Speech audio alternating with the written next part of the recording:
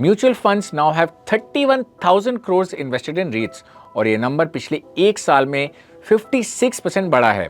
अब अगर आप भी रीट्स के थ्रू रियल एस्टेट में एक्सपोजर लेना चाहते हैं तो which one is the best? To find the answer हमने 4 major REITs Embassy, Mindspace, Brookfield और नेक्सस सिलेक्ट ट्रस्ट को 4 सबसे इंपॉर्टेंट मैट्रिक्स पे एनालाइज किया। First, growth in leasable area. ये बताता है कि how fast company is expanding its leasable portfolio, क्योंकि ये इनकम बढ़ाने का मेजर सोर्स है।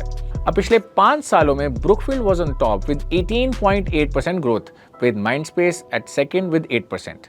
Second is occupancy rate. जितने ज्यादा ऑक्यूपेंसी उतना ज्यादा स्टेबल और कंटिन्यूअस रेंटल इनकम। अब ऑफिस स्पेस में माइंडस्पेस का 5 ईयर एवरेज 90% है और FY26 में भी ये 94% से लीड कर रहा है। पर नेक्सस एक एक्सेप्शन है। रिटेल रीट होने की वजह से इसकी occupancy is a stellar 97%। Third is वॉली, which is the average remaining time before leases expire. Higher volley means long term cash flow security, क्योंकि टेनेंट जल्दी खाली नहीं करेंगे।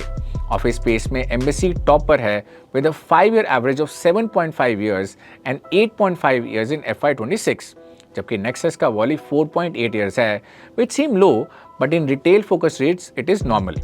And lastly comes NDCF growth. This is the cash left after expenses. Higher growth directly translates to bigger dividend payouts. पिछले 4 साल में Brookfield highest 21% per annum growth पर है, नेक्सस 13% पर है, जबकि एम्बेसी 4% के साथ सबसे कम है।